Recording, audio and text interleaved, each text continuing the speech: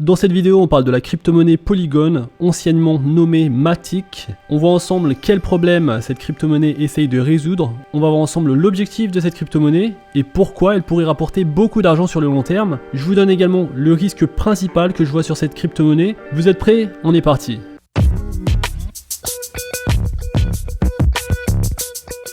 Aïe bro, aujourd'hui on parle de crypto-monnaie, on parle de Polygon, anciennement connu sous le nom de Matic.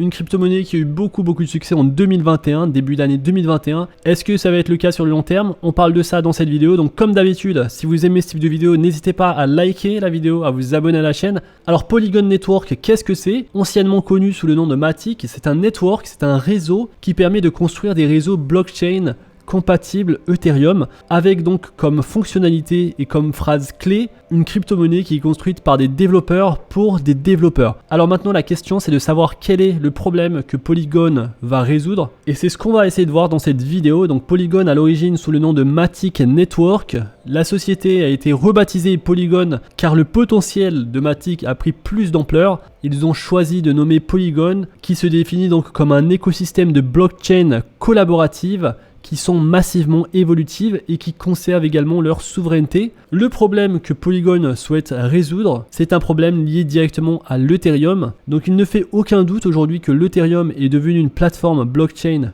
de référence pour créer des applications, mais il y a quelques problèmes assez importants avec la blockchain Ethereum qui l'empêchent de réaliser son véritable potentiel. On en a déjà parlé dans les précédentes vidéos, il y a 3 problèmes principaux. Le premier, c'est la mauvaise expérience utilisateur en raison des frais de gaz élevés, donc les frais de transaction qui sont très élevés. Le deuxième, c'est le retard dans les transactions. Et le troisième, c'est le manque de gouvernance communautaire. Donc pour relever les défis actuels de l'utilisation de la blockchain Ethereum, de nombreux nouveaux projets explorent une blockchain qui se dit compatible Ethereum. En effet, ce type de blockchain compatible Ethereum va permettre aux développeurs d'accéder à l'écosystème Ethereum et donc de proposer des solutions aux problèmes actuels auxquels les développeurs sont confrontés avec la blockchain Ethereum. Et c'est une solution qui est arrivée assez récemment pour le projet Polygon. Il n'y avait pas encore de cadre pour créer une blockchain compatible Ethereum et en outre aucun protocole ne pouvait connecter les sidechains nouvellement créés à la blockchain Ethereum et c'est vraiment là que Polygon offre de la valeur à la communauté des développeurs. Pour comprendre le fonctionnement de Polygon, nous devons le considérer comme une architecture ou un système à 4 couches. Donc la première couche c'est la couche Ethereum, la couche suivante c'est la couche de sécurité, la troisième couche c'est la couche polygonale et la dernière couche c'est la couche d'exécution. Et donc chaque couche ici joue un rôle différent dans le fonctionnement d'Ethereum. Les 2 premières couches, la couche Ethereum et la couche de sécurité, sont facultatives. La première couche, alias la couche Ethereum, va gérer la communication avec diverses chaînes polygonales et va être également responsable de la finalité des transactions. Vient ensuite la couche de sécurité qui s'exécute à côté de la couche Ethereum et il agit également comme une couche de sécurité supplémentaire car la couche de sécurité va s'appuyer sur la couche Ethereum qui est elle-même une couche de sécurité. Alors les couches réseau gèrent la production de blocs, le consensus local et la compilation des transactions. Il se compose de nombreux réseaux blockchain indépendants. On retrouve ensuite la dernière couche, c'est la couche d'exécution qui gère l'interprétation et l'exécution des transactions au sein des blockchains existants dans le réseau Polygon.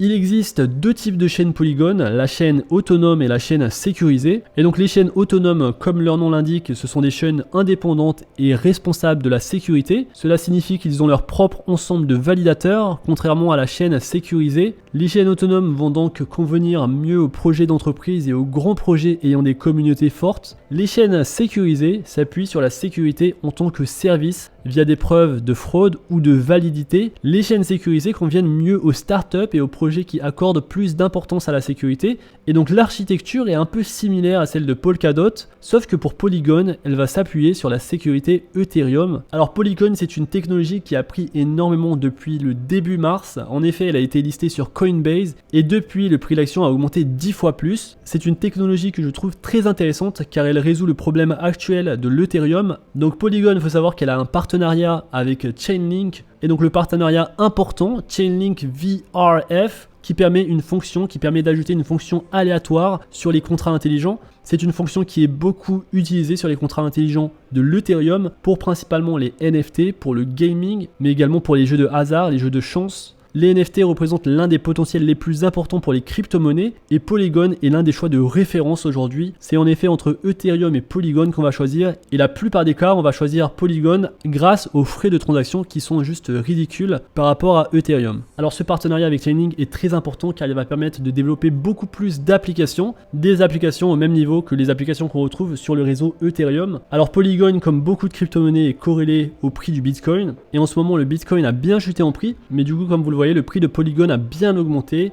Donc du fait qu'il y a eu le listing sur Coinbase début mars, mais également du fait que Polygon, c'est une plateforme qui a eu un taux d'adoption très rapide. En effet, Polygon a atomisé l'Ethereum et Binance dans l'écosystème DeFi. Donc bien que l'Ethereum reste en tête, Binance avait repris le relais, mais il semblerait que maintenant Polygon commence à être de plus en plus important. Et donc au cours des derniers mois, le nombre d'utilisateurs et le nombre d'applications est monté en flèche et actuellement elle enregistre plusieurs dizaines de milliers d'utilisateurs quotidiens. Cette évolution est telle que Polygon vient de dépasser aussi bien Ethereum que Binance en termes de transactions quotidiennes. En effet, en fin mai, Polygon a enregistré plus de 7,4 millions de transactions quotidiennes contre un peu plus d'1 million pour l'Ethereum et 5 millions pour Binance. Alors on le sait, l'Ethereum souffre beaucoup depuis quelques mois du fait justement des frais de transaction importants et donc ça freine beaucoup d'investisseurs, les investisseurs qui ont un petit portefeuille, ça les freine d'investir dans l'Ethereum, ça les freine d'investir dans les NFT et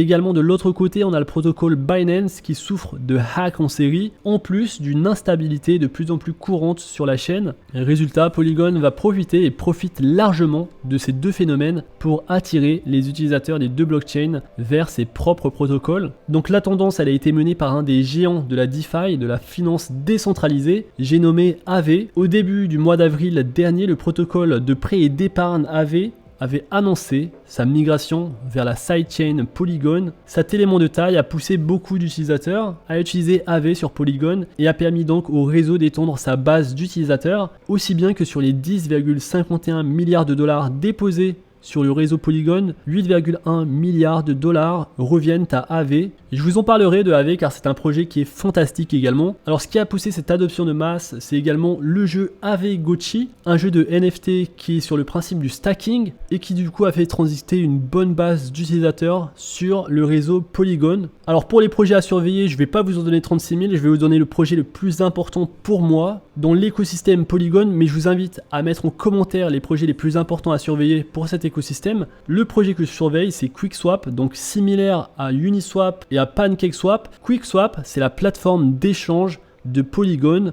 Aujourd'hui au prix de 543 $. C'est un prix qui est élevé, mais il faut regarder la valorisation qui est seulement de 86 millions de dollars. Et on peut le voir sur les derniers mois, le prix n'a pas énormément augmenté. On voit même aujourd'hui le prix qui stagne aux alentours de 500 $ et qui était monté à 1600-1500 $. Et donc QuickSwap, pour moi, c'est un projet à surveiller dans l'écosystème Polygon. Aujourd'hui, Polygon est en 16e place avec un market cap, une valorisation de 8 milliards de dollars. Lorsqu'on la compare à l'Ethereum et à Binance, on est sur une valorisation de 230 milliards de dollars pour l'Ethereum et 46 milliards de dollars pour Binance. Alors ce qu'il faut savoir sur Polygon, c'est qu'elle a beaucoup de choses pour intéresser les utilisateurs et les développeurs. Tout d'abord en termes de tokenomics, elle possède un max supply de 10 milliards de tokens. C'est un projet qui possède un market cap assez faible aujourd'hui. Sur les 10 prochaines années ou sur les 5 prochaines années, on pourrait voir potentiellement 80 milliards de dollars pour ce projet. Et donc potentiellement, on pourrait voir le prix Polygon à 10 $ sur les 5 prochaines années. Car il y a beaucoup de demandes sur ce projet, tant sur la finance décentralisée,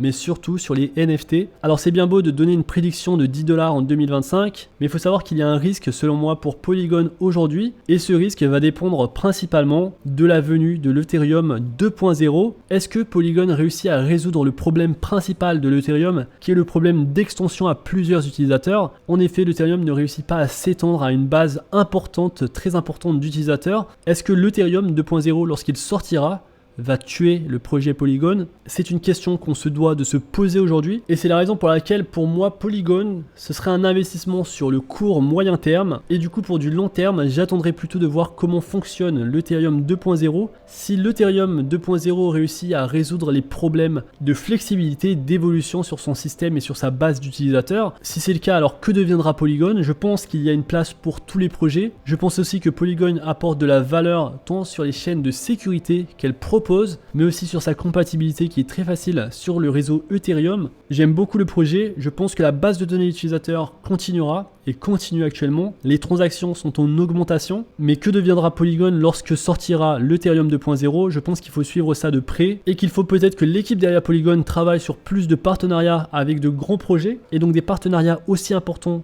que ceux qu'elle a avec Aave et avec Chainlink. Et donc voilà, pour finir, je pense que c'est un bon projet. L'écosystème de Polygon ne cesse de s'étendre et d'attirer de nouveaux utilisateurs. Mais est-ce qu'il réussira à s'étendre de la même façon? Est-ce qu'il réussira à rivaliser avec Ethereum? C'est la question que je me pose sur le long terme. J'attends vos commentaires dans la description. Et donc c'est tout pour cette vidéo. J'espère que cette vidéo vous a plu. Si c'est le cas, n'hésitez pas à liker la vidéo, à vous abonner à la chaîne, à rejoindre le Discord qui est dans la description. On se retrouve très vite pour une prochaine vidéo. D'ici là, faites attention à vous, investissez bien et à la prochaine.